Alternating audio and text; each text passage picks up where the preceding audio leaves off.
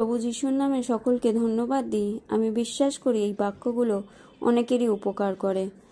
তাই আজকে মথি তার 3 অধ্যায় শুরু করি নতুন নিয়মে। যোহন বাপ্তাইজকের প্রচারাদি কার্য।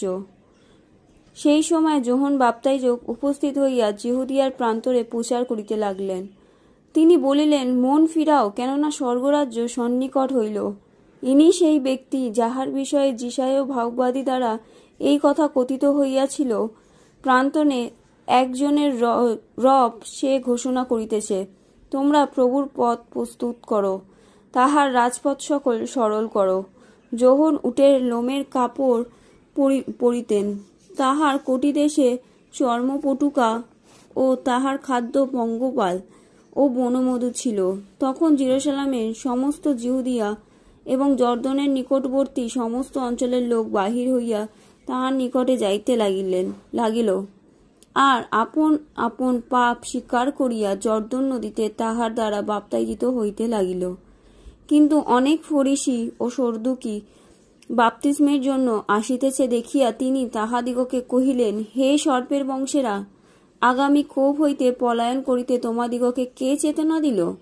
অতএব মন পরিবর্তনের উপযোগী ফলে ফলবান হও।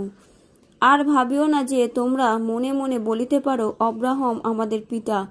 কেননা আমি তোমাদিগকে বলিতেছি, ঈশ্বর এই সকল পাথর হইতে অব্রাহামের জন্য সন্তান উৎপন্ন করিতে পারেন। আর এখনই গাছগুলোর মূলে কুড়ালি লাগানো আছে। অতএব যে কোনো গাছে উত্তম ফল ধরে না, তাহা কাটিয়া আগুনে ফেলিয়া দেওয়া যায়। আমি তোমাদিগকে মন পরিবর্তনের নিমিত্ত জলে বাপ্তায়িত করিতেছি বটে, কিন্তু আমার পশ্চাৎ যিনি আসিতেছেন, তিনি আমা অপেক্ষা শক্তিমান। আমি তাহার পাদুকা বহিবারও যোগ্য নহি। তিনি তোমাদিগকে পবিত্র আত্মা ও অগ্নিতে বাপ্তায়িত করিবেন। তাহার কুলা তাহার হস্তে আছে, আর তিনি আপন খামার সুপরিষ্কার করিবেন এবং আপনার গম গোলায় সংগ্রহ করিবেন, কিন্তু তুষ অনির্বাণ অগ্নিতে পুড়াইয়া দেবেন। প্রভু যিশুর বাপ্তিস্ম পরীক্ষা। তৎকালে যিশু যোহন দ্বারা বাপ্তায়িত হইবার জন্য গালিল হইতে জর্দনে তাহার কাছে আসিলেন। কিন্তু যোহন তাহাকে বারণ করিতে লাগিলেন, বলিলেন, আপনার দ্বারা আমারই বাপ্তায়িত হওয়া আবশ্যক, আর আপনি আমার কাছে আসিতেছেন? কিন্তু যিশু উত্তর করিয়া তাহাকে কহিলেন, এখনো সম্মত হও, কেননা এইরূপে সমস্ত ধার্মিকতা সাধন করা আমাদের পক্ষে উপযুক্ত।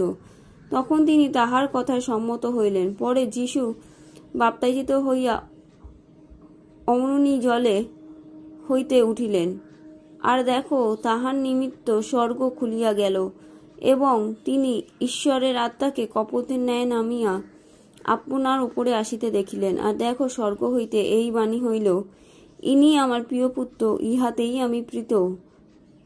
Hallelujah, amen.